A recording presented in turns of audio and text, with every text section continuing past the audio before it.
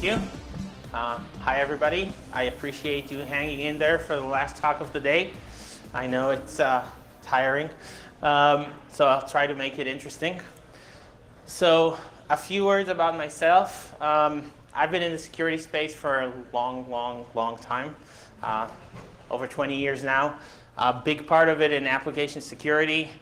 Today I'm with Synopsys, which is a company that acquired Coverity and Seeker, which was my company, and Codnomicon, which is a company that discovered Heartbleed. And if you want to know more, we have a booth and all that stuff. I don't want to spend time on that. So I'm a hacker and pen tester at heart, but over the recent years I've been doing a lot more work at the higher levels, working on building the right processes for security, helping organizations with integrating security into the Agile world, which is why you're going to hear this talk. And Seeker, my product, was acquired, is very focused on helping organizations with Agile. So it's not a product pitch. I'm trying very hard not to make it product pitch, but just for disclosure, the cases I'm talking about are using our product. I'll try to stay away from the commercial side as much as possible. I'm also a photographer, which I usually prefer talking about, but apparently it's not the right material for LASCON. So I just put the closest thing I could do to Agile for my last trip to South Africa. So I'll just go really quickly over that. I think there was like a bunch of talks about Agile and security, and I don't want to spend too much time on the problem. But just to make sure we're all on the same page, the main problems with Agile, right, is that it's fast. It's short cycles, and it means that a lot of the things that used to kind of work for us in the non-Agile world, I'm saying kind of because we all know that security and development has not really been working for anybody ever. But even the stuff that was kind of working does not really work when you have cycles that are 3 weeks long or 1 hour long, which we see more and more of. There's too much data. All the tools that find vulnerabilities and help you automate things tend to generate too much data, which makes it very hard to sift through in a very short time. It's very hard to prioritize risk with developers that don't necessarily understand anything about security. And so all this makes all those big problems that we see terrible in Agile. And I remember using to read stuff that says, well, we'll build a side process to the Agile development that's slower so the developers can work, and then after we already deployed our products, we'll find the vulnerabilities and fix them. But that's a pretty dangerous approach, as we're going live with high-level vulnerabilities. So what I'm going to talk in this talk today, I'm not going to talk about best practices. I'm not going to talk about all the problems. I'm going to take 3 customers that we helped build an Agile process and just see what we did with them, what were the challenges, where are the problems. And those are real-world cases. I wouldn't say they're perfect, but they're sort of working. So that's a good start. So you'll see me repeating that throughout all the cases. Everything is around automation, right? With Agile security, with Agile anything really, everything's around automation. We need to build a process and technology that can be automated, continuous, and practical. And the practical bit is very important, and I'll go into that. And so as we go through the cases, we'll come back to this. Automation is the key for everything. So case 1, let's start. So insurance company transforming to Agile. And this is an important thing. So when people talk about Agile, we have all this wonderful concept of Scrum and DevOps and continuous testing and full automation. But the reality is that only a very small chunk of the customers that I meet are actually there. The majority of the customers are moving to Agile, trying to be Agile, trying to do test automation, trying to do this, and they're always somewhere in between. And when we came to this customer, they were before everything. They said, we are starting our Agile transformation. We need, we've never done security in the development until today. And what we want to do is start to build in security into our development as we're moving to Agile. They brought the DevOps manager that was driving this. But you have to bear with us that we'll probably not have Agile and full DevOps in place for the next few years, but we still want to start. That was 2 years ago. We're working with them since closely. They're moving, they're progressing, but in fact, they're still very far from being an Agile shop, right? They have some stuff that's better and some stuff that's worse. And that requires building a process that's very dynamic. So they have stuff that's already fully CI, that builds every night. They have stuff that isn't. They have stuff that has full test automation. For the most part, they don't. They still do most of the QA manually. That's the reality. And so we had to integrate into that. So some of the challenges that we had, obviously, nobody in the development ever knew anything about security. They were a very immature company in sense of not just Agile, but security and development. So they've never done any development training. And they didn't think they want to do that. They didn't think it would be practical for them. As I said, very different Agile maturity levels, very little test automation. Even today, 2 years later, we're looking at less than 20% of what they need to test that's done with automated testing. If you go to a customer, if you go to an organization that tells you that they have their entire functionality covered by test automation, they're lying. I've never seen anybody, the really good ones get to 70, 80%. There's always some part of legacy code, some part of functionality that ended up, yeah, we have everything covered, and then we start looking, what about this? Oh, this. Yeah, this, we have a guy that tests once a week or whatever. And their security group was very small. It's an insurance company. It's not a giant insurance company. It's a medium-sized insurance company. Their security team was 4 people, mostly dealing with firewalls and policy stuff. They didn't even have anybody to work closely with R&D.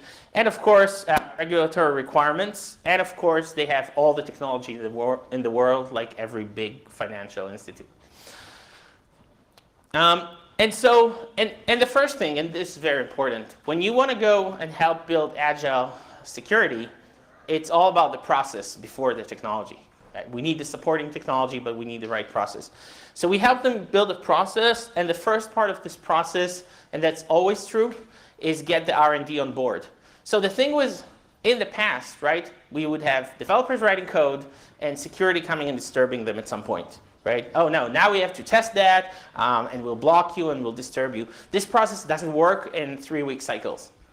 The only people that can do security in code are the developers.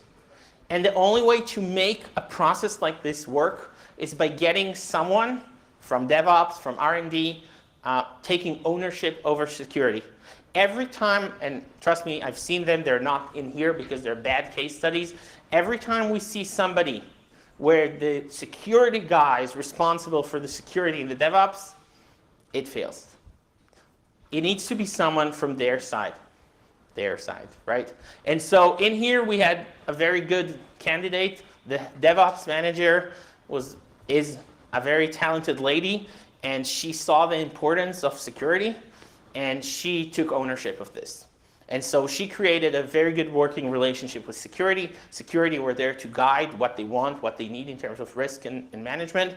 But the day-to-day is managed by DevOps, and that's very crucial. The other thing to make the security people feel comfortable, because suddenly something that's security is being taken from them, is that security needs to be in the process. They need to feel they have visibility. Historically, security people don't know what developers are doing at all. So in this case, they actually said, okay, we'll give all the security people access to our bug tracking system, because everything goes to the bug tracking system. I'll talk about that in a second. And so they never use it. They never use it. But they know they can. And that gives them assurance that nobody's trying to hide anything from them or cheat them or whatever. The other thing that they wanted, because they're slow Agile, right? They don't release every hour and so on. They wanted approval committees. So there's a committee, 4 people. There's the DevOps guys and the security guys. They get a PDF report, not the bug tracking stuff, that says this is the status of the application from the latest test. Can we go live or not? There's a clear policy around going live or not, but there's still a committee that approves that. Sometimes it would commit they would approve going live, despite having a vulnerability and so on. Again, gives security a very comfortable feeling about the process being run by R&D. There are about 15 systems, so whoever needs to go live is brought up to the committee, not all 15, just the ones that want to go live with the next version. And we did R&D training. If you remember, I said they didn't want R&D training. The reason we did R&D training is it was very basic training. It was basically awareness training. Why awareness training? Just to get the R&D people to understand what the heck is going on here. Why are we getting those new bugs in our systems? Why is all this happening? And it's been very good. It was just 2-hour, 3-hour training, I think, for each developer. Just what is application security, what's SQL injection. A lot of them didn't even know that. And what's this new product that we brought in. Next thing was creating the right risk policy. So that's important. A lot of these tools, all the tools we do, right, have a basic standard of risk. You know, SQL injection is high or critical or whatever this is low. It's not always the same for each organization. For instance, when we came to this organization, we have, if you have sensitive data stored in browser cache, right, they don't have the don't cache flag. For us, it's usually low or medium. For this, it's a regulatory thing. It had to be high. So we helped them build a new policy. They're not using an OWASP top 10 policy, but rather their own policy to determine what's low, what's high, what's important. And as I said before, multiple output channels. So it goes into the bug tracking system, but it also goes into a PDF report that security can consume. It goes to various places where every person feels comfortable. So in terms of their CI DevOps environments, they had Jenkins, which is what most people have for their build server. It pulls code from their repositories, builds the build, deploys it to the test environment. This was a fairly easy environment in the sense the test environment was static, so actual servers that are used every day, the same servers for the testing. Go to my next cases, we'll see they're all dynamic servers, which makes life a lot harder. They use HPQC for bug tracking. They used to have some, or they still have some static analysis open source for quality, not security. But unlike what they did with us, it runs after every build, but the results are not used as a blocking decision for the build. And the reason is because open source static analysis would create a lot of noise, and if it would block, it would just be too slow. So that goes into a separate channel where they sift through that and open tickets from that based on what they see is real. As I said, very, very, very basic test automation, and there was manual QA. So they're not doing very short intervals. They're about, even the projects that are already agile are about 1 month cycles, and then they have manual QA for that. And that was a challenge for us as an automatic tool. And then what we did with that. So obviously we integrated to work from CI. So every time a build is finished, after all the automation that is in place, a launch of security test is done. Security test. And the way our product works, it likes to learn from existing testing because it sees real use cases. So what we did to enable that, because they have very limited automation, is that we actually allowed to record the manual QA and put it into automation. So we could replay manual testing in an automated way and then do the full testing. And of course, whatever they automated, we would record daily. So make sure that everything is covered, run the test after each build, and then they built a policy into their Jenkins. They would see the results. If there was anything that's higher than high, right, high or critical, that would break the build. Because in the policy, high or higher means you can't go into production later. Everything medium for them was fine. They said, we don't want to block the Agile process for medium level vulnerabilities. If we get stuff that's medium, you still need to fix it, but it can be done in the next cycle. Again, we have other customers that break on medium. So the Jenkins breaks on high. The script is built so that whenever there's high, you get this red little icon I'll show you in a second. Then all the findings are pushed to the bug tracking system with their applicable severity. If it's higher, it's opened as blocker because it breaks the build. And a PDF report is generated and sent to security so they can audit the test. So this is how it looks. I had to put gray boxes and stuff that would give the customer a name. But essentially, you can see those are different systems run in different times. Those are all the project, right? This one's broken because it has a lot of vulnerabilities that cause it to break. The rest are green. And so you get this dashboard. You can see at any given time what's the problem. Whenever a build breaks, all the bugs, including the high-level bugs, are being pushed to the ticketing system. Next day, the developer comes, fixes those because they're blockers, so they're highest priority. And they consume the security bugs together with the normal bugs. Whatever a QA guy finds or the automation finds, it all funnels to the same place. They come in the morning, they fix, and then the next day, hopefully, it's good. See, this build tends to break a lot because somebody here is doing a lot of vulnerabilities. Questions? Okay, we can keep questions to the end. So that was the first case, probably the least mature customer we had in terms of Agile. This one, UK retailer, is actually one of the more mature customers I've seen. This one was the most textbook Agile customer we ever had. UK retailer, in case you don't know, retailers are the best adopters of Agile in the world. Whenever you talk to retailers, they tell you if we're not Agile, Amazon kills us. Amazon's moving very fast. They're very Agile. And so all the rest of the retailers are driven by this. So this was a pretty simple case. It's a single platform. It has flavors. It's a retailer that has different brands, so it has flavors, but it's essentially the same application. And it's a run-of-the-mill Agile shop. Scrum methodology, 3-week-long sprints, very strict enforcement, which I was very impressed when I got there. What do I mean by strict enforcement of sprints? If a feature is not done, if it has bugs, if it has problems, it's out. 3 weeks over, it's out. It has to wait another 3 weeks to be in. Very, very strict. What? There's a new version every 3 weeks. A day before the 3 weeks, everything has to freeze with good quality. If it's not good quality, it's out. You don't push 2 days to fix this. Oh, yeah. Now, 3 weeks, there's, again, no, it's not common. That's the methodology.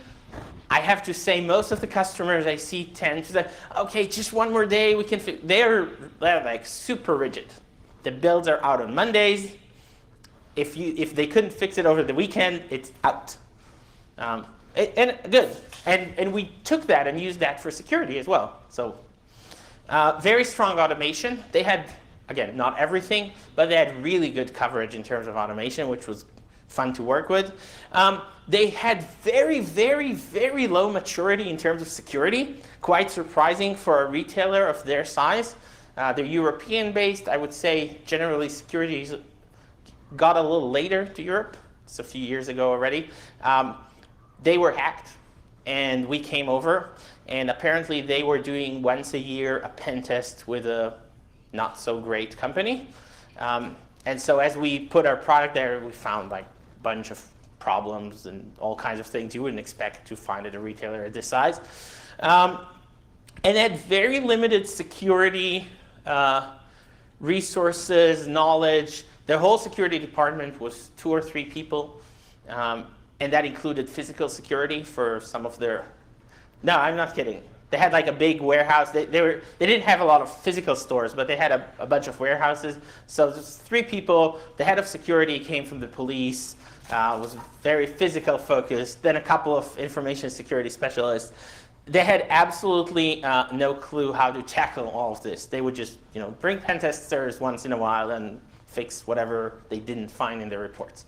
Seriously, we found like easy cross-site scripting, which you'd expect a pen tester to find.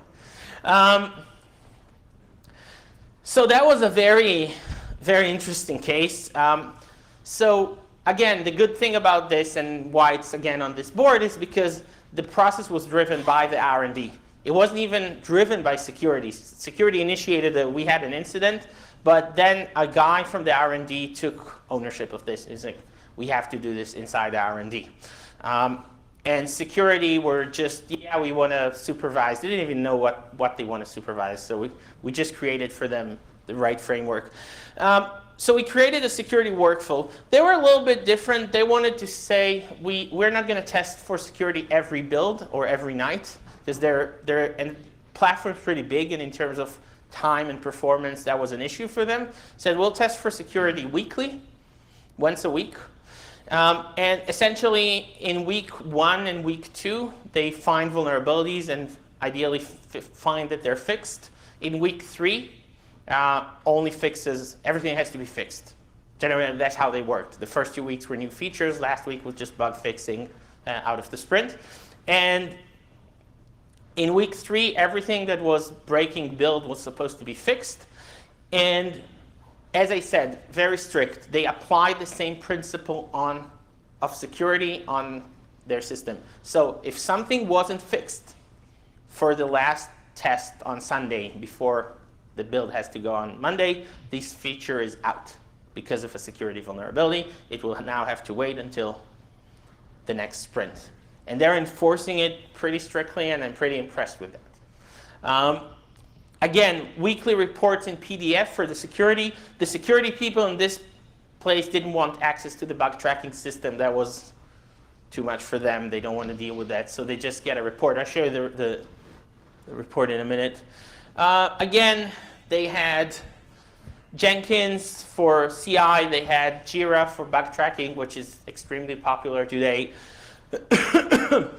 The nice thing about them, or nice yet challenging for us initially, it was the first customer that we saw in the real world doing it. They have all their testing environment in the cloud in Amazon, which makes a lot of sense, but it's all orchestrated dynamically every day. They don't actually have a test server in Amazon that they use. They create a new server every day. Everything was scripted. So there's a script that creates a server, a script that initializes it, a script that uploads their latest build, uploads their database, uploads mock data to the database, and so on and so on and so on. For us, it was a challenge. Back then, our product required some installation and so on. And we got into that, so we, I'll get the next slide. And then everything automatically deployed, tested with Selenium, and of course, daily testing. So what we did was, first of all, based on their request, we helped them, well, they did that really. They created a separate environment for the security testing. Because they orchestrate everything automatically, they didn't want us to run on their normal orchestrated environment because that was already fully booked, right? It's created every night. It's working all night long until the morning. They couldn't put security in there. There was no time. So they orchestrated a new set of servers that would be security testing servers. So once a week, another script runs, creates another instance of all these servers, one more to include our product, and it runs all the security tests. Now we integrate with Selenium. So the integration part with Selenium is running on their existing server, so we can record all the traffic that the Selenium is generating, so we can replay that later for security testing. And we take that into the new environment. And we run the test. Again, the results are returned to Jira, where the policy that breaks builds. Pretty much everybody goes the same path. We create this little HTML that they can view with Jira, just a summary of findings, and PDF report that the security can look at. So that looks something like that. That's the HTML results coming out of the product, so they can integrate to Jira. And then this is the daily reports. So the security people, whenever they want, they can go to this page and they can see, oh, a test was run, a test was run. If they want, they can click it. It gives them a link to the PDF. I don't think they use it much, but it's there. It makes everybody feel comfortable that it's in process, and the security happens. They still bring a pen testing company. I think they upgraded to a better one in our recommendation once a year, but they're in a much, much, much better position right now for that. I'm good with time. Good. So case 3, e-commerce giant, one of the largest e-commerce players in the market. So this had a lot of other challenges in it. So this was our most mature customer in pretty much every aspect. They are mature in security. They do a lot of pen tests. They own products. They own static analysis. They own dynamic analysis. They do production testing. And they're also very deep in their agile transformation. So they've been doing this for years. They moved all their systems to a new infrastructure built in an agile manner.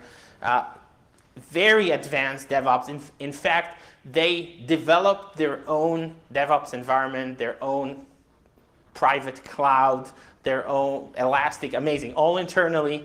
They don't want to, so they're a big retailer. As you can imagine, they don't want to depend on Amazon for their cloud services. So they developed a lot of stuff in-house, which was very impressive and very challenging. And they really knew what they wanted to do. But at the same time, they have hundreds of people building this. So developers, DevOps, QA. And even though they do some security training is very hard. It's very, very hard for keeping up. People change jobs every 18 months, and you get new hires, and they forget, and they don't care the reality. So again, the idea was, and this is where we came. They had static analysis, which was used in development, but static analysis, as we know, it produces a lot of data that has to be worked with, and that's hard for some developers, so it requires a specialized team. And they had stuff running in production that would test things as they're deployed already, white hat, right? They had white hat in production. And for them, the fact that stuff, through all their process, the fact that sometimes white hat still found vulnerabilities in stuff going to production, that was a trigger. Said, well, if we have static analysis, we have a process, and yet sometimes stuff goes to production with vulnerabilities, that's unacceptable. We can't afford that. We're a big retailer. We can't afford any vulnerabilities in our production. And so when we came and all this process started, it's actually a newer customer, so it's still in process. But for them, the criteria of success at the end would be, we never ever again find anything in production. Which is a strong criteria, but it's a good place to aim to. Again, they completely understand that security cannot be involved in the process. And so they had to introduce security automation to the QA and DevOps, which never dealt with that to date. It's a very big organization. So they have their online site, but it's really made out of tons of small sites and applications and components and front end and back end, and each of that is a different team. And it's a big challenge, right? You write an automated tool, you want to open tickets. Where do these tickets go to?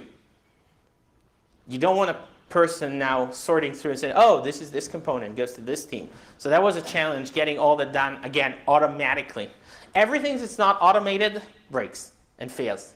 Every time we try to build a shortcut with a customer on something we didn't know how to automate, you say, well, there would be a guy looking at it once a day. No. If it's not fully automated, it will die. It's how Agile works. Because even if the customer has a 4 weeks long sprint, which is fairly long, it will die, and they will want to shorten it. People that start seeing the benefits of Agile, they shorten and shorten and shorten the cycles. And suddenly they do 1 week long sprints because it's great. They also had a very challenging dynamic testing environment. If in my last example, they had 4 servers that were orchestrated automatically every day, here they also had orchestration, but it could be 5 or 10 or 20 that would create elastic servers based on, today we're really testing hard the search component, so that will take a lot of resources. So let's load 10 search servers and put a load balancer in front of them, and all that's created dynamically, and you have to integrate into that. As I said, homegrown DevOps, so all the integrations we had required adaptation. But it's really cool customer, though. So in terms of process, again, in this case, whoever started the process was the security. Again, they saw something in production that was unacceptable for them, said we need another layer at the DevOps level. But they got the DevOps on board. It took a while to get them on board. They were not very happy in the beginning. This was challenging in this organization, but eventually we were there. We did a lot of trainings, but the training was on the process, not on security. Right? We didn't teach the DevOps what's SQL injection, what's cross-site scripting, and how to fix them. We teach the DevOps how to test every day, what to do when you have a high or medium or things like that. It's all about process. For them, they wanted security testing every day as part of their testing. So again, very elastic. So they just slightly increased their environments to support more testing. And so every night, the full functionality testing runs, then the full security testing runs, and so on. Prioritization policy, for them, everything medium or higher is a blocker. Remember, that was the criteria. And so they break a lot of builds for security, which is good. And as I said, the verification process, if it passes this process, it goes on production, and it's found by their production scanning, which is now white hat, we failed. And again, security group supervises, they have access to reports. This is pretty common. So as I said, they use Jira. Jira is the only standard thing they use, which is bug tracking. All their CI, DevOps, cloud internally built. We integrated that. They create builds every day. They create a private cloud environment. As I said, it's elastic, and they orchestrate everything. And they had what we called hybrid automation. So they use Selenium for all the front-end stuff, and it's not even hybrid, it's a multiple grid, and hundreds of different types of internally built scripts and tools for testing all the APIs, all the backends, and so on. And so as we came in, we had to adapt, again, our automatic installation scripts that we had for the previous retailer to support all their complex orchestration, and did the full CI integration. Again, everything, it's very similar. Everything that we did before, getting all the automation integrated. So whenever they have Selenium scripts running, they're running through our product so we can learn how normal usage of the application is done. It makes the security testing better than just going over the pages by parameter. And one of the things, and as I mentioned, so we built this whole infrastructure based on their request that we could decide based on where in the code we found the vulnerability, based on basically servers, types of servers and classes, where does it go to in terms of opening the bugs. So there was a one-time project, which was a little nasty, of mapping all these things. But now, whenever a new vulnerability is introduced, it's automatically assigned to the right team. And this is very crucial, because otherwise it gets lost. There are, I don't know, 12, 14 different teams on the systems that we're providing, some front-end, some back-end. It has to open the ticket for the right team, otherwise the ticket's lost. It's gone. And it's not possible to test each team separately, right? Because the way our product works, it tests the entire application. So it will always find things that maybe belong to another team. I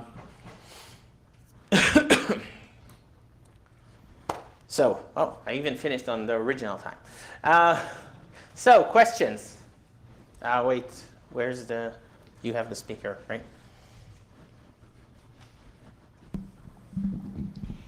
Can you give us some example of what kind of automation did you do? You mentioned several times, if you don't do automation, it's going to break. So what kind of automation did you do for them? So test automation. So everything is tested automatically, and then the findings are pushed automatically to the bug tracking system. The decision on whether build is good or bad is automatic. Did they do static analysis testing? So any of the groups that you? Some of them did. I mentioned that. The thing with static analysis, as I mentioned, and it's a problem that still needs to be solved. Static analysis tends to produce a lot of results, a lot of data. and the triaging of that is complicated. One of the reasons that these customers picked our product was because our product does the triaging automatically, and so it produces results that are much more consumable without requiring human intervention. Are you saying that static analysis is not going to work well with the Agile? Is that what you're saying? No, I'm not saying that. I'm Okay. saying that it will require, first of all, it depends on products. There are different products. Some of them are harder to make work with Agile than others. It requires building the right policy and the right rules to get rid of a lot of the data. The point is, okay, static analysis is focused on finding not just vulnerabilities, but also bad coding practices and things that are poorly written. And as a security expert, I'm all for fixing everything. But in reality, the cost of fixing everything, or the time that it takes to fix everything, may be too big for a very fast process. So that means that the same, if you want to use static analysis in Agile, you have to just look at the most important things, the verified, the high-level things, and fix them as part of the process, and the rest you push into the backlog that can be fixed in future versions. And how about the dynamic testing? You said that security team should not be involved. So are you teaching that group to do the dynamic testing, or it does not happen? I think the product that you use is doing the dynamic testing. I used to teach QA people to do security tests. It was a fun concept. It did not last very long. I don't think we can expect QA people to do security testing. I think, and honestly, if you look at Agile, you don't even want QA people to do functionality testing anymore. You want scripts to do that. You want automation, automated tools. Sorry? Somebody has to. Yeah. So QA today, as we move to, QE, yeah, they do less of actual testing and more of writing scripts that test. And security people do write the scripts that test for security, but again, they can use products. I don't want to pitch my product on this stage because it's OWASP and that's wrong. But I think there are a lot of products in this space that are focused on finding vulnerabilities in an automated manner, and that's kind of needed for this. For the Agile world. Yeah. Thank you. More questions?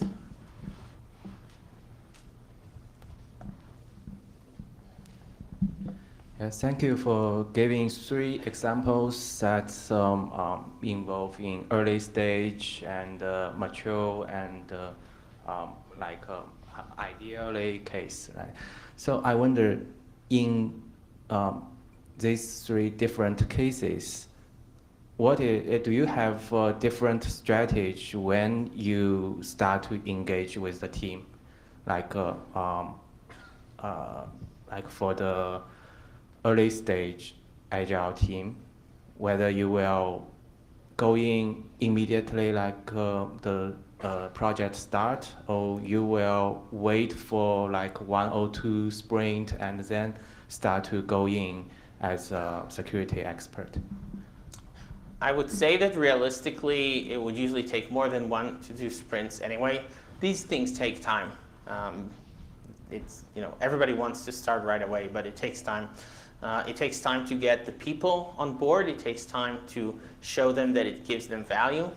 I would say that with organizations where the Agile maturity is low, a lot of times we start with a much more manual process, in the sense that somebody is actually clicking through the UI to start the process and do the test and review the results, and then click another button to push them to a bug tracking system, because they're not mature in the whole concept of fully automated testing, bug reporting, and so on. Whereas when you go to the more advanced customers, they don't even want to see the manual stuff. They even before we sell, right? We come to the POC and they say the POC criteria is that you get it in automated. They don't even, that for them, the process is more important than actually seeing how the product finds vulnerabilities, how accurate it is, because they understand that without it being fully automated, it doesn't matter if it's good or bad. Cool. Thank you. More questions? No? But How long typically for, in your case studies, to kind of get a program started from start to end in terms of not just the software installs, but the culture change and where it's returning value to the business after you've set it up? I would say it's usually between 4 or 5 months to a year. It takes time.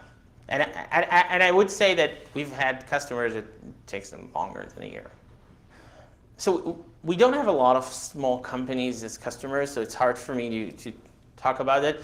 I would say it's faster with highly technical organizations. You know, if you go to a tech company, they are already more agile, and they're generally more agile as an organization. So it takes shorter than when you go to an insurance company, which is not so agile.